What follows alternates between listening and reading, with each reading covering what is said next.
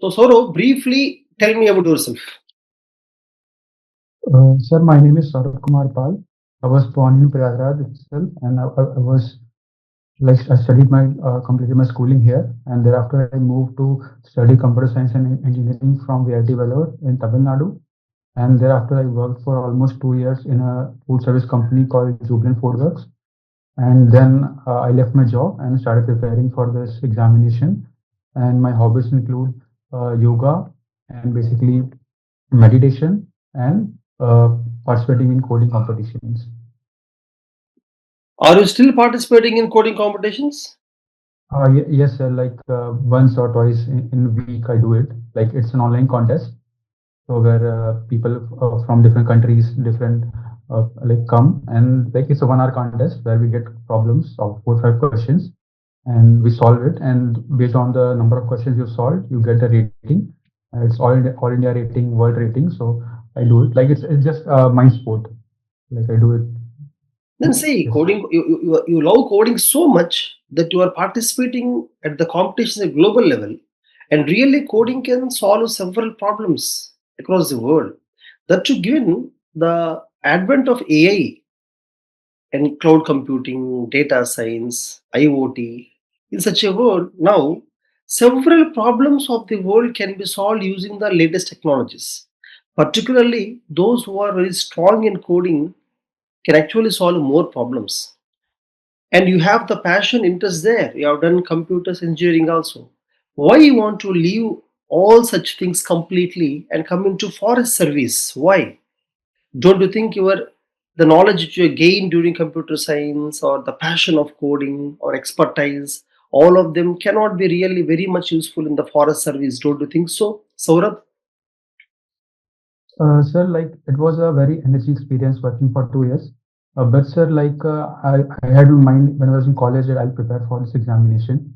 And sir, yes, my passion is coding. Like I love coding a lot. But I feel coding is an interest to me. It's not as an employment. Like I don't see it as, yeah, if I'm coding, I'm working in a private company that needs coding or probably some solving some problems for the company. Basically, it's like it's my habit and it's my like I like it internally. But actually, if I see like in the aspect of solving the problems, so I feel this forest service gives me an ample opportunity to do it. Like I can use in my technical skills in solving the problems like forest fire, wildlife management. I read some case studies recently in Odisha where the elephant like they used to get stuck with the like railway. There was a conflict between the railway and the elephant. So what the engineers do, they created poles like AI towers basically, which had camera of like machine models were integrated into that, and they used to recognize that whenever the elephant used to come, and there was a direct signal attached to that nearest railway station. So whenever this used to happen, there was signal to the railway like coach, and he used to slow down the train. So like it was a very good example which I read how technology can solve the real life animal wildlife human wildlife conflict and like that. So I think technology has vast application. It's not just limited to one particular domain. And I feel in forest I can very much use it. Okay. Why you said something about Odisha fire? What is a fire? Fire, you said. So like in like forest fire management, basically, like sir, what we can do is like there is an app, like there's a model of FSI which gives about forest, like so gives the alert in which area forest is occurring and forest fire is occurring, and basically, so what I have thought of, like I've read about that, but I've thought of what we can do it, we can make it more region specific, like the model which on which that app, that basic application is trained, we can make it more local. We can like for a particular region, basically of what temperature is there, what humidity is there, what are the past records of forest fire. Accordingly, we can taper it to the specific region so that it can better give the solution for the and prediction of the forest fires. So forest fires can really be managed using technology. Definitely, sir. Like we can get the alert. Like suppose there is a particular condition which is very much in line with the that there are chances of forest fire can happen in 1 or 2 days. So we can deploy the forces accordingly. We can take adequate measures to minimize the damage. So I think yes, technology can act as an early warning system to manage the forest fire. So recently in Hollywood, I mean in USA, in a place called Hollywood, there were forest fires. Do you know? Are aware of that? Yes, the Santa Ana winds were there. I read those winds. Like it was 1 year back, if I can recall.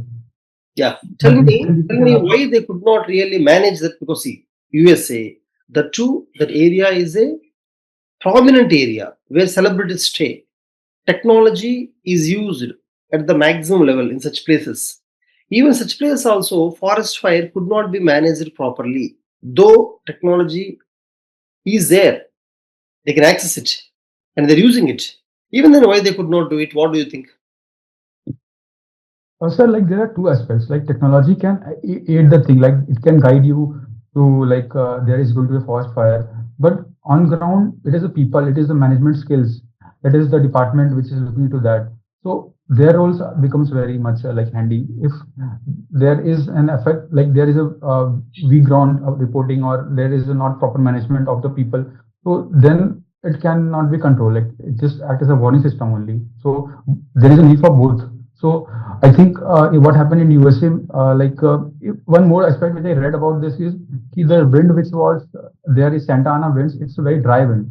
So forest fire, like it flowed in that region, and climate change also aggravated that incident. So basically, it was a mix of multiple things due to which that forest fire occurred.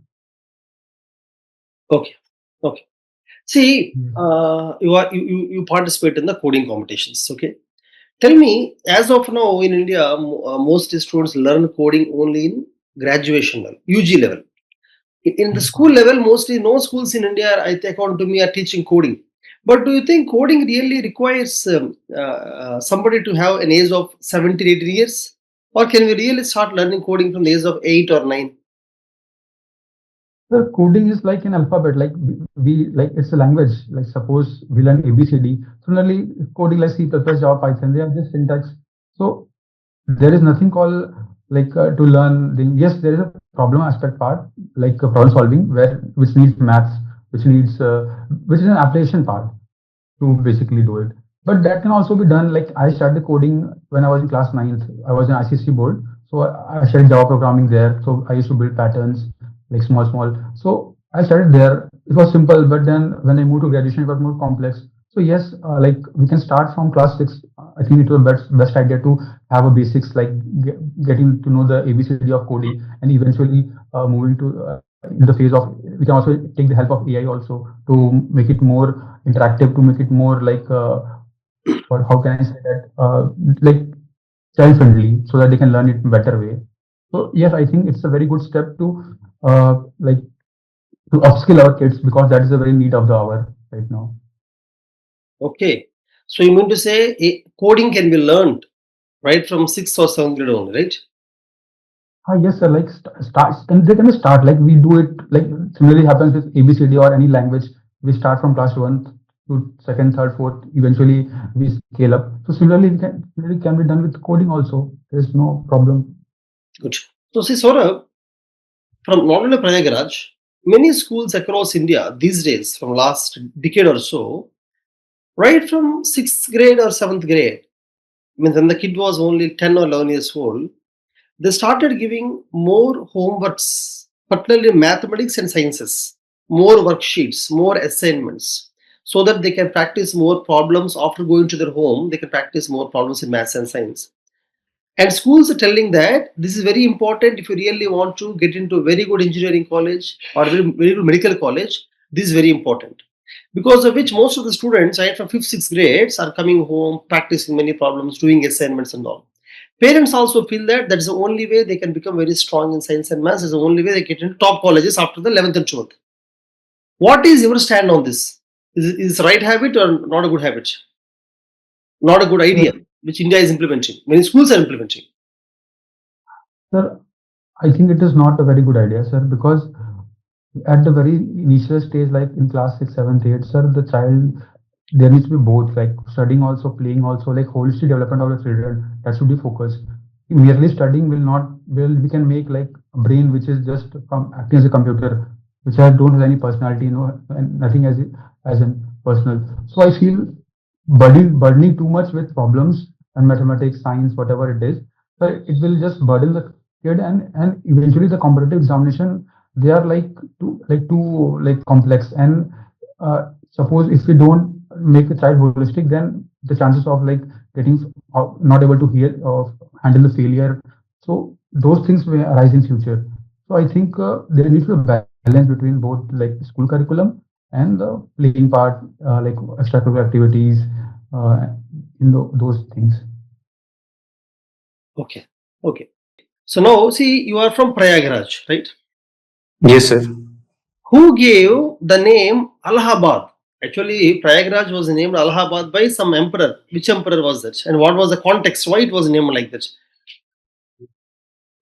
Sir, like I remember the emperor, sir. Basically, uh, Akbar basically he called Prayagraj. Called it as Allahabad, and then the Shah Jahan was who basically then named it Allahabad. So, so it happened like that. The context, sir, like that I'm not aware about that. No Why it problem. changed? Okay. Yeah. No problem. It's okay. Tell me, there was a fort, no? Fort built in Allahabad, Prayagraj, right? It's Akbar Fort, sir. Yeah. Why? What is it strategically? Why that place was selected for the building of a fort? Why? Sir. Sorry, sir, I'm not able to recall this point. Okay. So, currently, it is basically a cantonment area. I visited that place. Basically, there is a army there. Indian army stays there. But sir, why Akbar created that? That I'm not aware, sir. I'll read about it, sir. No problem. No problem. See, you are from UP, and UP has a border with Nepal, right? Yes, sir. And there was a river flowing along the Nepal UP border. Nepal India border, but yeah, UP Nepal, one river that flows. Majority of the border. I think it is a tributary of Ganga river also. Can you name that river? Sorry, sir. Not. I'll give you a hint. That river is very important in the flood management in the eastern Uttar Pradesh. Sir, is it Ghagra River, sir? What is it? Ghagra River. Is it along the border of UP Nepal? Sorry, sir, I'm not No, able to recall. problem. No problem. See, Uttar Pradesh, do you think is really good at the forest management? For example, in the State of Forest Survey, India State of Forest Survey recent report, tell me what is the status of Uttar Pradesh? Has the forest area increased, decreased? Anything about forest area that you know as per the latest reports? What percentage of UP has forest? What percentage? How much land is forest? Tell me all those things. Yes, sir. I read the report of the latest ISFR 2023. So basically, it's mentioned that the UP has about 6 to 7% of forest cover. So it is basically low from the national average, if we see, which is 25.17 percentage. So yes, it is low. But so UP, it is a very densely populated. It's the most populated state in the country, which has huge agriculture to feed. So it's mainly an agriculture state. So sir, according to that, if you see the forest cover, which is 7.7 to 8%, is not bad. It's we can call it average. And also, sir, there is more focus on agroforestry, social forestry, avenue plantation. So those aspects are more focused compared to the forest cover, as in as compared to the other states which have. So, sir, I think. Sir, yes, it's good only, and the state is also doing taking various efforts in agroforestry to increase the forest cover, basically. Sir, yes. Agroforestry increases the forest cover. That's what you told me just now, right? So, there are two aspects. I said tree cover and forest cover. So, sir, if we compare the forest cover, that is 6 to 7%.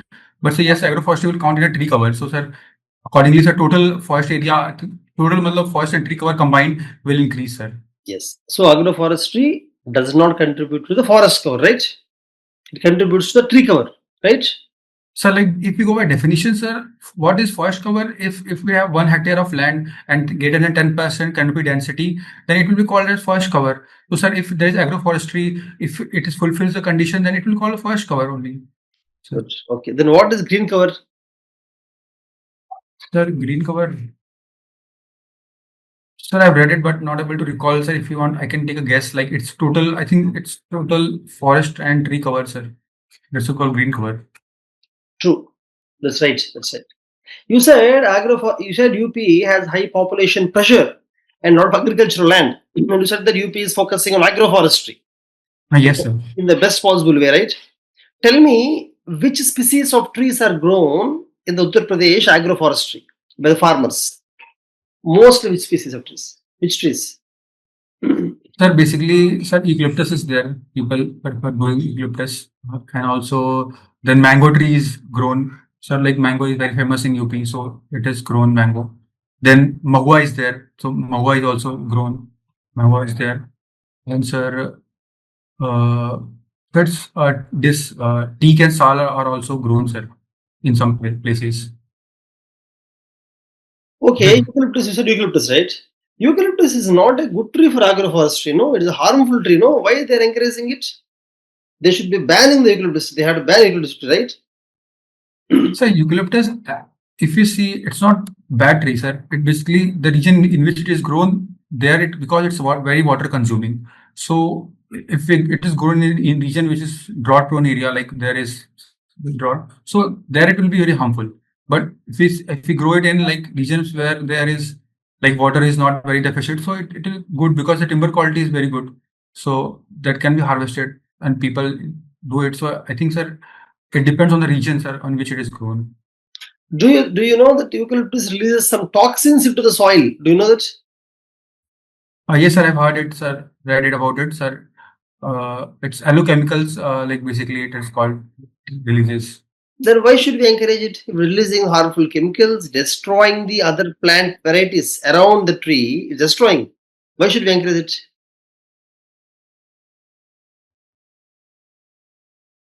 Sir, I'll read about it, sir. Not aware about it exactly. Okay, no problem. You said mango trees. You said eucalyptus tree, then you said mango trees, no? Yes, mango tree. So the mango trees which are grown as part of agroforestry, do they use pesticides and fertilizers or no? Sir, can you repeat, sir? It's pesticides or insecticides? Do farmers use pesticide and fertilizers to grow the mango trees as a part of agroforestry?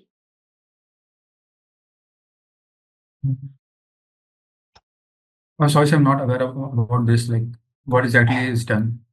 Do you know that mangoes from India, which were exported to European Union countries, were banned for some time? Do you know that?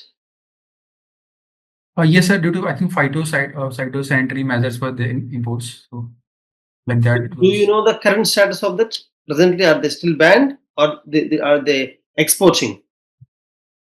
No, sir. I'm not aware about that, sir. Okay. You said one more tree, magua tree, right? It's a mawat. What is the advantage of it? Sir, like it has multiple advantages. It's a multi-purpose tree, sir. Basically, sir, its wood is also used for various purposes, like timber is there, and then, sir, for religious purpose also people like take it, use it here, and also, sir, for its fruits like mahua that is also used for making various products. So, sir, and also, sir, for animals also like it attracts elephants, monkeys. They also eat sir mahua. Bear also eats. So, sir, like it's a very advantage, sir.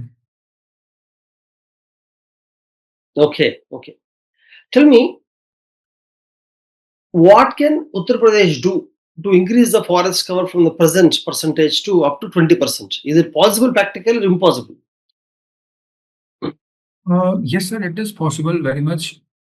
So, but sir, like it can be done in various ways, sir. Like it can go for identifying the wasteland first, like in the Bundelkhand region, it's drought prone area. So plantation in that region it can be done.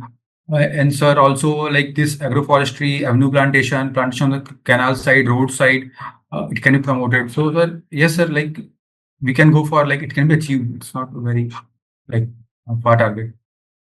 Tell me what skills or qualities you have which you think will make you the best forest service officer. I mean IFS officer. Sir, firstly, I think it's the problem solving ability, sir. Like because I have been in like I participating in coding competitions, solving problems. So sir, and even working for 2 years in the as a in a as a software developer in a private company. So sir, my task was basically to we have a problem and we break it down into sub problems, and then we try to achieve those sub problems to finally achieve the whole problem. So I think this approach of breaking into smaller problems, I think it can be applied in forest service also to solve complex problems.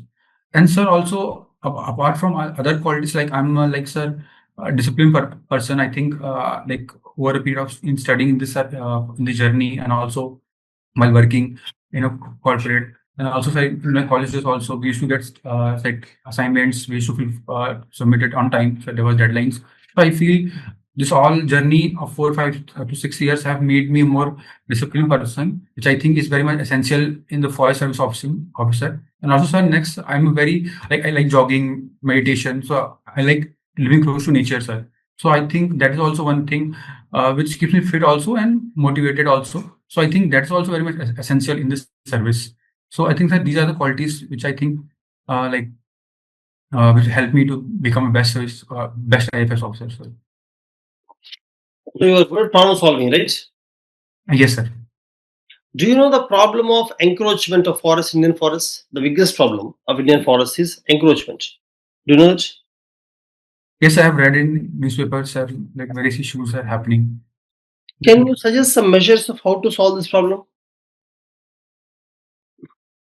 Sir, firstly, sir, we need to understand, sir, why that is happening, sir.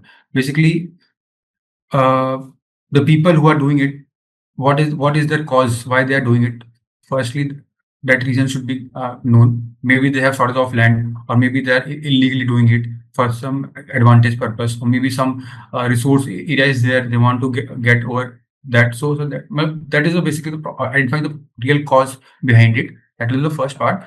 And thus, a problem in solution aspects, what we can do is there can multiple things needed, like firstly the proper marking of the demarcation of the land, like which belongs to forest and which does not belong to forest, like revenue village or other lands. So the demarcation can be done, then fencing can be done around that. And also sir, like in fencing also, like solar fencing can be done. So like and also we can use technology also to, like, suppose if there is any encroachment happening, we can get the alert on what area it has happened. So like that we can map it and we can get to know which area there is an encroachment. And also sir, like deploying the, like, villagers people live in the areas, so in the forest area. So like if we can make them friends, like we can make them volunteers, so they can give us information about the, like, on what area encroachment are happening, so we can take action accordingly. And sir, like satellite also we can use, like to get the imaging also of the region, how the encroachment has happened and who are doing it. So like real time. So basically, there are many things which we can implement to solve these problems. You said fencing, right? Fencing, solar fencing.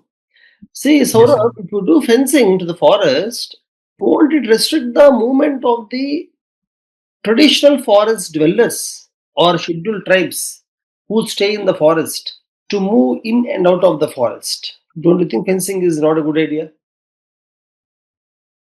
Sir, like for their movement, sir, like we can make corridor also, sir, like a dedicated corridor in which they can move it, and we can also make them aware about like what is happening in that region. So like not whole forest region, but we can identify the lands on which there is encroachment, there is possible encroachment happening. So on that we can do the fencing, not the whole forest area, like fencing the whole forest area. That is not, I think, feasible also, and not like maybe it can be indicate an issue.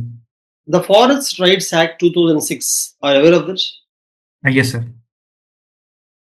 Do you think it's implemented properly, or are you reading in newspapers several problems in implementation of this act? So there are both the things happening, sir. Like in some states, there has been positive, like in Chhattisgarh. So there has been a very large scale, land rights have been given to the forest dwellers and like tribal peoples. So, sir, Land, in some state, land titles, sir. Land rights, sir. land rights, sir, land rights. Titles. Yeah. Okay.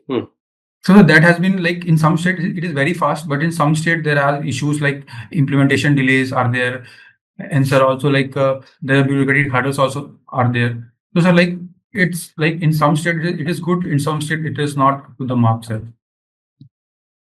Good. But see, there were a lot of disputes on land titles. Do you know that there is continuous conflict between the forest officials and local communities? Are you aware of that? Are you reading any articles on that? Do you know about what is happening in this region? Sir, I'm not aware about the particular such state and particular region in which it is happening, but sir, like as far as I remember, like the conflict is basically the forest department is implementing the Forest Conservation Act, where the conservation they are prioritizing, and but the people living in the forest, so they want their rights of the land. So forest, so there is a conflict between the giving the rights and the conserving the forest, because not all tribes are like conserving. Some tribe will be there who will practice jhum cultivation, slash and burn. So sir, like if we see like some tribes preserve the forest, some tribes don't preserve will not preserve it. So sir, like that's why the tussle is going on, sir. Okay, but the main reason behind the disputes in land titles, you said no land rights. Yeah, what do you think is the main reason behind the dispute in land rights or land titles? Uh, so the Forest Right Act like allows to give four hectare land per family, sir. So that is basically is there. But sir, what I think is they're like getting the 4 hectare land demarcation and giving the title to a tribal, sir. I think there is some challenge, sir. But exactly, sir, what is the contention? I'm not aware about. That's it. Do you think Forest Rights Act 2006 Act is it against Wildlife Protection Act? Are there any contradictions between these two acts? Yes, sir. I've read about that, sir. Basically, uh, in Wildlife Protection Act, there is a critical tiger habitat that there is mentioned. So, sir, in that reason, there is no basically human activity allowed. Like it's a very poor area. So, this act talks about the forest act talks about the land title. So, sir, those forest communities which are living in that region of travel poor critical tiger habitat, they have to be rehabilitated. So, sir, in that way, there is a contention between the two sides. So how shall we solve this problem? If two acts in India are fighting with each other, how do you solve the problem? Sir, like it is not happening in all the regions. It is particularly in some regions. So basically, if it is a code like tiger habitat, so sir, the priority is like protecting the tiger in that region, wildlife in that region. So sir, we can take steps to proper rehabilitation of the tribals, like proper giving the facility in some other regions so that their livelihood is not like disturbed, and also proper compensation also should be given. So sir, like this, how we can resolve the issue, sir. Okay, you mentioned winner hackathons organized by, okay, very good. Hackathon, the codings, right? You won the maths and science Olympiad in 6th standard. Okay, what about 7th, 8th, 9th, and 10th? You did not win? Sir, I didn't participate, sir. Actually, sir. Why? See, when you were 6th class student, you won both maths and science Olympiad. What level? School level? Regional level? School level, sir. It was at school level. First level. The first level you cleared. Yes, sir. Then you went to regional level, right? Sir, I think sir, it was at school level only. It was organized. No, see, Olympiad is what is Olympiad? So like it was not a like global Olympiad that was happened. So it was a regional Olympiad. But sir, I qualified for the first stage. But sir, for second level, sir, I appeared in that. But sir, I was not able to get the rank, sir. That's what. So second level you missed it. Yes, sir. Yes. Actually, if you clear second level also, you'll go to third level, which is called state level. Then Okay. you'll go to national level. There are many levels. I think you cleared the first level, right? Yes, sir. Yes. What is the reason behind clearing first level? In the school days, were you very strong in math science, or your school has specially made you practice the Olympiad problems? Sir, like I would not say I was very smart in mathematics and science. Sir, if I can recall, in class fourth, I was not very good at mathematics. My score was also not very good. But sir, in class fifth, sir, basically when I moved to a new school, then I started focusing more on mathematics and science. Even I started reading some, like when I was class fourth, sorry, class fifth, I read about class six books of maths and science. So there was an eagerness in me to learn more. So sir, because seeing my sister, elder sister studying, she was guiding me. So I think there were a combination of multiple things which helped me to clear itself. You play football at high school level. Yes, sir. So recently, football, a famous football personality came to India. He went to different states. Some issues happened. Who is he? Sir, Lionel Messi came to India, sir. What is the issue happened? What is the issue? People started getting angry. They started throwing things on the ground. You know what happened? Sir, actually, sir, I think so. Like to access him, like there are many fans in this country, sir, of Lionel Messi, and people eagerly wanted to meet him personally. But sir, what happened actually? The politicians, they got upper hand. Like they met him personally, but the people who paid ticket to visit to show him, like they were not able to able to meet him. So I think there was a little bit things that happened. But sir, I think managing this much crowd, sir, like it was not very possible to meet everyone should meet him. So like Oh, see, the point is, do you think we fail in the crowd management or no? no, sir, I don't think we failed in crowd management, sir. Like yes, like small things can happen, but sir, calling it as a failure, I don't think it is a good term. Okay. Yoga, meditation, jogging. Okay. Yoga and meditation. What is the difference between these two? So like yoga, we work on the mind, sir, like on the breathing exercises, calming the mind, the thoughts which comes in our mind. So the meditation focuses on that, and the yoga focuses on the body, sir. Like exercises, the asanas are there. So sir, like that's a two difference, sir. So yoga focus on the body only. Sir, it's both, sir. Like yoga focus on like mind, both.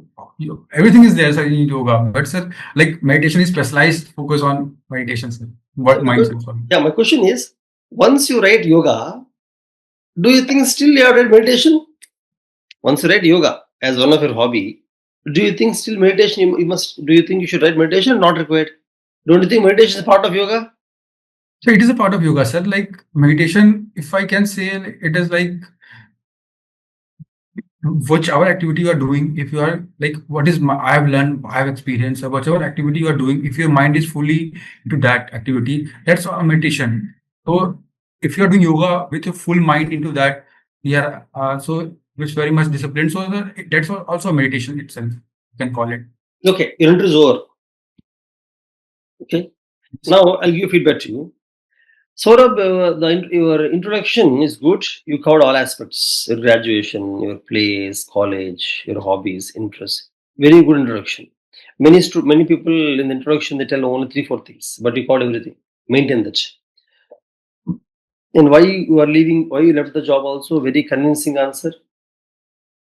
However, when I asked you, see, you are a person of coding in IFS. I think why you want to move to IFS? You directly start telling about railways, elephants, wildfires, AI cameras. You should not talk like that. You have to say, you have to build the context. Say that, sir, being a computer science engineer, I love technology and I would like to use the latest technologies that you spoke about, the AI, IoT. I would use them, sir. Sir, I feel all these technologies can be used in the forest service as an officer also I can use, sir. If you allow me, I can give you examples of how technology can be used in forest management. Sir, can I give? Build the context. Directly start telling that, sir, I left the job, but I recently read that elephants we can manage. There is no context. Story building is not there. So the board members don't understand what you're telling, why you're telling. So for any answer, build a context. If you want to give example, ask them, can I give some example? Ask them. If they tell okay, then give examples. Okay. And you have got very good answers for the forest fire management, elephant conflict. Okay, you have very good knowledge on those things. However, you did not present them properly according to me. If you ask them and then tell it very clearly, you would get very good marks, because the points which you told about forest fire management, elephant, I don't think anybody can tell such points. They're beautiful points. You are well prepared. You are prepared to show that technology can be used in forests also, not only in the coding or software jobs. So I can use them. The conviction, confidence, and examples that you did not actually properly present it. But it's very good. Very good. Okay. Try to spend some time learn about Allahabad, its history, the kings, the forts, the reasons. Just it will not take more than half an hour for you. Just type in the Gemini or ChatGPT, Google about interesting facts of Allahabad, history, culture, economy, geography, forestry of Allahabad. Type like that. Learn about the forest of Allahabad, history of Allahabad, and then geography, economy of Allahabad, industries in Allahabad. Mine. I did not ask you, but generally learn all those things. And as you are from UP, briefly about UP, you said well, you answered well regarding the forest and all. You answered very good. The agroforestry, social forestry, even eucalyptus also you are good. But when I ask you, is it eucalyptus battery? You have to tell both sides. So eucalyptus have some disadvantages. Toxins, more water consumption, does not allow other trees to grow. Some there's some advantages. Good timber, multiple benefits are there, sir. When we balance these two, benefits are more, sir. You have to tell you overall answer. You cannot tell one side answer. There's one thing which I observed in you. You are telling one side answers. Okay, tell both sides. Tell both sides and then take opinion. Finally, tell opinion. Sir, these are there. Bad is there, good is there. Finally, however, compare, good is better or bad something. So your answers have to be framed. Your answer good, but you have to frame or package neatly so that the other person can understand clearly. Forest cover, green cover, you have very good knowledge on the terminologies. Okay. And when I asked you the skills and qualities you have, your answer is excellent answer. You are your skill, your greatness is you are a spontaneous person. You can tell things spontaneously. But because spontaneousness, you are not framing, not forming the answer properly. One more thing I like is you are a very honest person, because of which you can easily score 200 plus marks. Honest people with good communication skills can score 200 plus. You are never a manipulator. You never lie. You always be very honest. Sorry, sir, I don't know. Very, very honest. Okay, very good. Better learn some more about basic acts, Wildlife Protection Act, Forest Rights Act. What are the problems in implementing the Forest Rights Act in India? What are the problems in implementing the Environment Protection Act, Forest Conservation Act, recent amendments, and what are the changes and problems? So there are some maximum 5-6 acts only. The 5-6 acts you should understand the act, the problems in implementation, and the amendments happening. So I found that Forest Rights Act you are not well prepared. You told some good points, but the preparation is not there. Prepare. There are no 1,000 acts. There are only 5-6 acts. Prepare. Okay. Yoga meditation also prepare. Try to go through your own interview recording. You'll understand yoga meditation, what kind of answer you said. Your answer should be far better. Well prepared. I think as of now you are not prepared. I know that. I understood that. But spend some time, prepare very good on yoga meditation. Don't try to answer on your own. Try to learn some points, make a notes on yoga meditation, try to tell beautiful examples and points. So that in interview, when they ask you a question, come up with a by-hearted answer. Not by-hearted, learned answer, learned. Prepare the answer and then tell. Don't tell your own answers in the interview. See, I'm telling some of the answers you can tell on your own. But answers which are there in the DAF, yoga, meditation, football, whatever you have written, prepare, learn something on that, so that if question comes on that, you can tell the same answer. Some questions will be from outside only, that you have to learn on your own. But some questions prepare. Take your DAF, make all possible questions, prepare all possible keywords. From that answer again, follow-up questions, prepare follow-up questions, again make answers, like that, go ahead. That's all. Otherwise, you are very good. All the best. Okay. Yeah. I will mail you the recording, see it. Yes, sir. Sure, sir. Thank you, sir. Okay. It was a very good discussion. I also enjoyed it. You will definitely get 200 plus. All the best. Thank you so much, sir. Yeah.